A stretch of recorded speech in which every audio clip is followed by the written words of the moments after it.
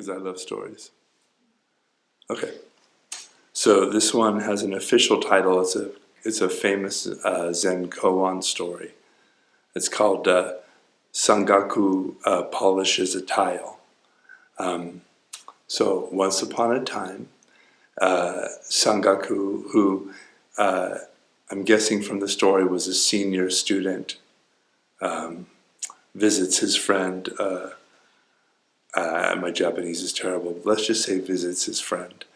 And he goes and he visits his friend and says, "Hello, friend, how are you doing? How's your practice going? What are you doing lately?" And his friend says, "Oh, I'm just sitting a lot of zazen."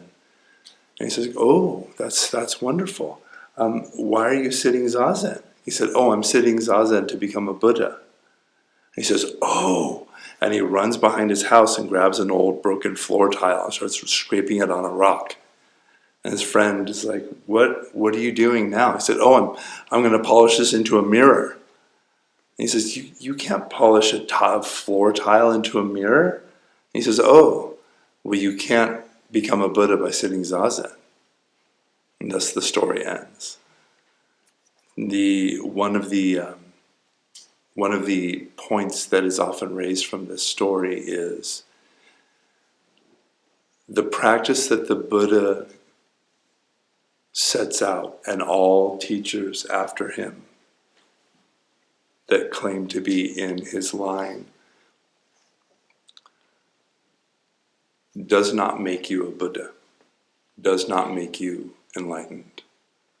And this is a really fine point. It's a very fine hair to split, but the finer the hair, the more important it is to split, because the whole thing rests on this. Meditation practice doesn't turn a non-Buddha into a Buddha. Rather, meditation practice reveals the Buddha that you already are and always have been. This heart-mind of yours has always been vast, luminous, open, available. It's just that things get in the way, right? Habitual patterns, belief systems, traumas, ways that we get hooked, what the Buddha called Kileshas, which translates pretty effectively as neuroses or psychopathologies, ways that we get caught. But these ways that we get caught, these kileshas, were probably at one point or another very important. Ways that you maybe survived dangerous situations when you were a child. Coping mechanisms that served you at one point. But the problem with the way our neurobiology works is we get into these ruts and these patterns, and then every time we encounter a stressful situation that's close enough, the right prefrontal cortex jumps in and says, "Aha, I know what to do here." And then we run this old pattern, this old tape.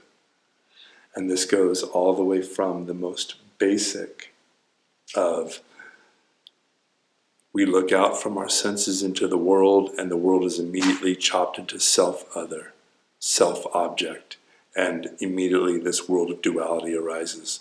This is the origin of samsara. All the way to, when my partner says something challenging and I freak out and then shut down and go, "I see."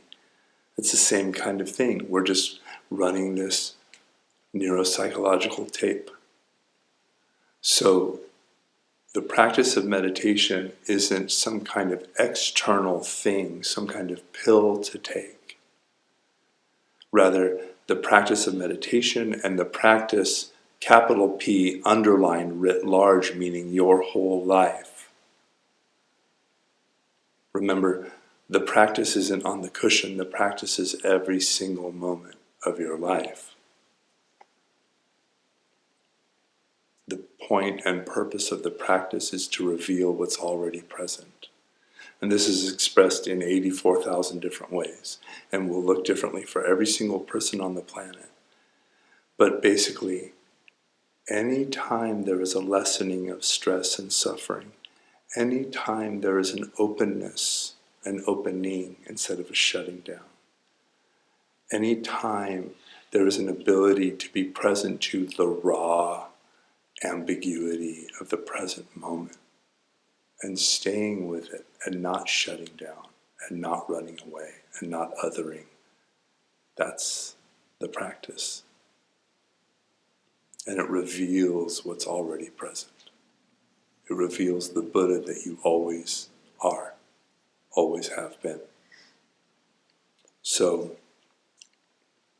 a practice of sitting and breathing would not work unless your awareness was already like that, naturally, the natural state of mind, what the Zen people often call your original face, the face before your parents were born. So I just want to invite you to look on your practice that way, that you're not artificially manufacturing a Buddha that wasn't there before. You are actually taking the seat of the Buddha. You are taking the seat of your fundamental goodness and attesting to it. You are opening to the openness that is already you.